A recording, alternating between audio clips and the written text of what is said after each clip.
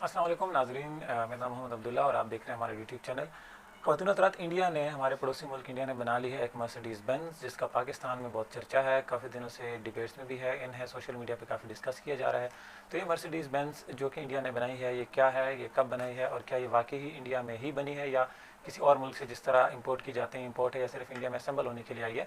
तो उस पर आज हम बात करते हैं। सबसे पहले ये मर्सिडीज़ बेंज़, जिसका नाम EQS मर्सिडीज़ बेंज़ रखा गया है, ये इंडिया में बनाई जाने वाली फर्स्ट कंप्लीट इलेक्ट्रिक व्हीकल है, जो कि मर्सिडीज़ बेंज़ आज से पहले जर्मनी में बनाई जाती थी और 1926 में इस कंपनी की बुनियाद रखी गई थी। 1926 ये स्टार्ट है, तब से ये जो हमारी गाड़ी है ये इंडिया में बनाई जा रही है। उसके बाद ये गाड़ी इंडिया में बनाई गई है, पुणे महाराष्ट्र में इसकी प्रोडक्शन हो रही है, जो कि सिर्फ जो कि इंडिया में असेंबल नहीं हो रही बल्कि फुल फ्लैज कम्प्लीटली इंडिया में ये बनाई जाएगी। प्योर इंडियन प्रोडक्ट है, जिसको इंडियन पॉपुलेशन के लिए, इंडियन आवाम के लिए एक बहुत बड़ा एक आप कह सकते हैं कि एक तोहफा, गिफ्ट या एसेट के तौर पे कंसीडर किया जा रहा है मार्केट में, जो कि उसकी प्राइस और बाकी चीज़ों के बारे में आप डिस्कशन करेंगे।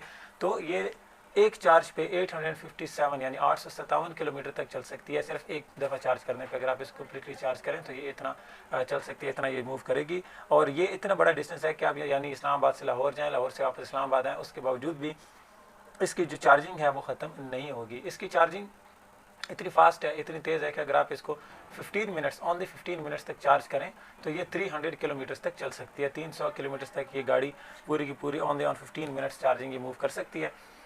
अब ये जो कार है, किसी भी मुल्क का जो प्रोग्रेस है, जो तरक्की है, उसका सबसे बड़ा जो फैक्टर होता है वो उस मुल्क की इम्पोर्ट एंड एक्सपोर्ट होती है कि आप कितनी चीज़ें अपने मुल्क से बाहर एक्सपोर्ट कर रहे हैं, दूसरे मुल्कों को बेच रहे हैं। तो ये ऐसा प्रोडक्ट इंडिया ने बनाया है जिसको फ्यूचर में, in the very near future, दूसरे मुल्कों की तरफ एक्सपोर्ट भी किया जाएगा, इंटरनेशनल मार्केट्स में इसको सेल भी किया जाएगा।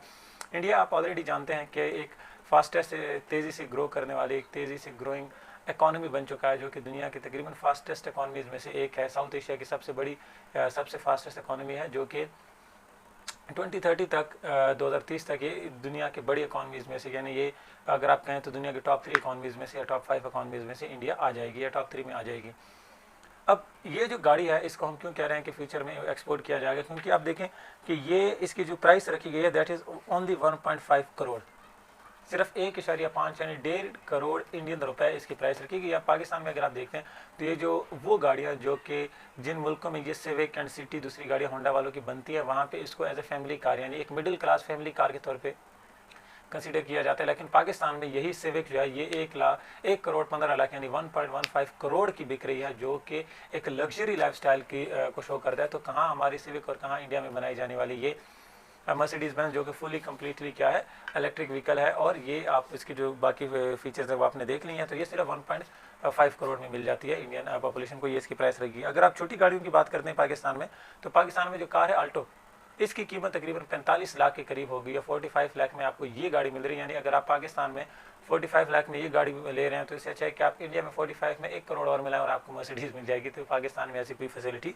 नहीं है। खैर, इसका जो मोटर है ये 516 हॉर्स पावर जनरेट कर सकता है और 100 किलोमीटर तक अगर आपने इसको लेकर जाना है तो it takes just 4.5 second, 4 to 4.5 second, यानी 4 से 4.5 सेकंड के दरमियान में। 4.3 सेकंड कहीं पे मेंशन किया गया है। खैर, इतने छोटे से अरसे में, इतने छोटे से टाइम पीरियड में, यानी 4 सेकंड कुछ भी नहीं होता, पलक झपकते गुजर जाते हैं, लेकिन इतने टाइम में आप इसका एक्सेलरेटर प्रेस करें और 4 सेकंड गुजरने के बाद ये 100 की स्पीड को टच करेगी, 100 किलोमीटर पर आवर की स्पीड से चल रही होगी, मूव कर रही होगी, जिस वजह से इसको वन ऑफ द फास्टेस्ट या the fastest electric vehicle, electric car कहा जाएगा इन द मार्केट में, इस नाम से भी पहचानी जाएगी। तो इन रीजंस की वजह से, एक तो इसकी प्राइस बहुत कम है, दूसरा कि ये फास्टेस्ट कार में कंसीडर किया जाएगा, तीसरा कि इसकी जो जनरेशन है, जो हॉर्स पावर जनरेशन है वो बहुत ज़्यादा है, तीसरा कि इसमें जो चार्जिंग की एबिलिटी है कि कितना टाइम गुजार सकती है। इन सारी एबिलिटीज़ की वजह से इसको नियर फ्यूचर में बाहर के मुल्कों में इंडिया से एक्सपोर्ट करने की भी डिस्कशन हो रही है कि इसको एक्सपोर्ट भी किया जाएगा।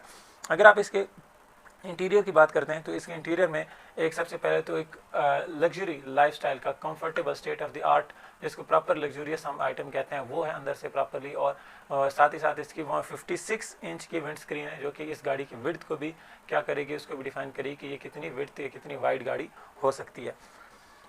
इन नेक्स्ट 2 मंथ्स, अगले 2 महीनों में ये जो कार है ये इंडियन पॉपुलेशन के लिए लॉन्च कर दी जाएगी। प्री बुकिंग इसकी स्टार्ट हो चुकी हैं, यानी अगले 2 से 3 मंथ में ये आपको इंडिया की सड़कों पे आम कॉमन चलती फिरती दौड़ती हुई नजर आएगी। अच्छा, अब ये सारी चीज़ तो हो गई हैं। अब अगर आप साथ ही साथ देखें कि पाकिस्तान और इंडिया के दरमियान दो मुल्कों का अक्सर कंपैरिजन किया जाता है। अगर आप कंपैरिजन करें तो इंडिया स्पेस में भी अपना नाम बना रहा है, इंडिया एयरलाइंस की दुनिया में अपना नाम बना रहा है, इंडिया अपना नाम जो है वो व्हीकल्स की जो इंडस्ट्री है इसमें इंडस्ट्रीज़ में भी नाम बना रहा है। यानी आप टाटा ग्रुप्स को देखें, दुनिया की one of the best companies हैं जो कि बेहतरीन इंडियन प्रोडक्ट्स जनरेट कर रही हैं। इसी तरह एप्पल ने अभी आज या कल के दिन ऐलान किया है कि वो इंडिया में अपना पहला जो स्टोर है वो खोलने जा रहे हैं। यानी इंडियन पीपल अब वो इंडिया में ही बनाया हुआ, मैन्युफैक्चर किया हुआ जो आईफोन है वो 2030 तक क्या करेंगे, इंडिया में बनाए हुए आईफोन पूरी दुनिया में जा रहे होंगे। साथ ही साथ अगर आप देखते हैं पिछले कुछ इंडियन जो प्राइम मिनिस्टर है नरेंद्र मोदी, आप उनसे जिस हद तक इख्तलाफ करना चाहें आप उनसे कर सकते हैं। हमारा भी बहुत सारी बातों पे उनसे इख्तलाफ है, खासतौर पर जिनकी पॉलिटिकल या जो रिलीजियस किस्म के एक्सट्रीमिस्ट मूवमेंट्स हैं उनसे हमारा इख्तलाफ है। बट आप अगर मोदी साहब की कुछ ट्वीट्स देखते हैं पिछले, तो उसमें आपको नजर आएगा कि वो किस चीज़ पे बात कर रहे हैं, वो स्पेस की बात कर रहे हैं। वो ये बात कर रहे हैं कि कैसे जो इंडियन स्पेस स्टेशन है वो किस तरह से इस पूरे एरिया की जो इन्फॉर्मेशन है इसको कलेक्ट करके स्पेस मॉडर्नाइज करेगा। यानी they are thinking about space, they are thinking about airlines, they are thinking about building new cars, generating new kind of economic resources for their own country. और पाकिस्तान में हमारा अभी भी सोच यही है, हमारे प्राइम मिनिस्टर की आप ट्वीट्स देखें तो वो यही कहते हैं कि आज 10-15-20 हज़ार आटे की बोरियाँ जो है फलान जगह पे तकसीम कर दी जाएंगी। हमारे यहाँ जो पॉलिटिशियंस हैं इनकी जो गोल्स हैं वो इतने शॉर्ट टर्म्स होते हैं, इतने छोटे गोल्स रखते हैं कि वो जैसी एक हुकूमत ख़त्म होती है दूसरी हुकूमत के आते साथ ही पिछले वाले के सारे जो मनसूबे जो पॉलिसीज होती हैं वो भी लपेट के ले जाते हैं। लेकिन अगर आप देखते हैं जो हमारा पड़ोसी देश है इंडिया, इसकी जो पॉलिसीज़ हैं वो तकरीबन 20-20 साल पे मुहित हैं। वो 20-20 साल तक उनकी जो स्टेट पॉलिसीज़ होती हैं वो किसी सूरत चेंज नहीं होती। गवर्नमेंट चेंज होती है हो जाए, जो कुछ होना होता है वो गवर्नमेंट चेंज हो, किसी जिस मर्जी तरह के हालात हों, वो इंडिया अपनी इकोनॉमी पे कभी भी कोई आंच नहीं आने देता। अभी पिछले दिन रशिया यूक्रेन की जंग में इंडिया ने रशिया से अपनी जो भी इंपोर्ट्स कर दी थी वो की, हालांकि इंडिया स्ट्रेटेजिक अलाय है किसका, अमेरिका का। America is one of the biggest stake holders in the Ukraine Russian war, but still India ने अपनी इकोनॉमी को सबसे पहले रखा, उस पर कोई उन्होंने पॉइंट नहीं आने दिया, जिसकी वजह से आप देखते हैं कि इंडियन इकोनॉमी जो है वो दिन ब दिन आगे बढ़ती जा रही है। और हम लोग आई डोंट नो क्यों, किस वजह से हम लोग अभी तक उनसे पीछे हैं। ना तो हमारी लीडरशिप, ना तो हमारे पॉलिटिशियन, ना हमारे और कोई ऐसा सोर्स है जिसको आप देख सकेंगे। कोई भी इस चीज़ के बारे में सीरियस ही नहीं है कि उन्होंने इस चीज़ को किस तरह से देखना है। तो खैर अगर आप देखते हैं, हमारी उम्मीद है कि एक दिन आएगा जब इंडिया पाकिस्तान के दरमियान में भी ये जो दुश्मनी वाला या जो राइवलरी तो नहीं है, ऑब्वियसली दुश्मनी वाला जो माहौल है ये ख़त्म हो। और जिस तरह आप देखें यूरोप ने एक दूसरे को मार मार के लड़ झगड़ के सब कुछ करके देख लिया, थक हार के आखिर उन्होंने ये डिसाइड किया कि नहीं भी लड़ने का फ़ायदा कोई नहीं, आपस में इकट्ठा बैठा जाए। तो 27 यूरोपियन कंट्रीज़ अब इकट्ठे बैठे हैं और इकट्ठे ही सफ़र कर रहे हैं। तकरीबन से यूरोप के किसी भी मुल्क को आप उठा रहे हैं तो साउथ एशिया के हर एक मुल्क से वो किसी न किसी सूरत में बेहतर ही है।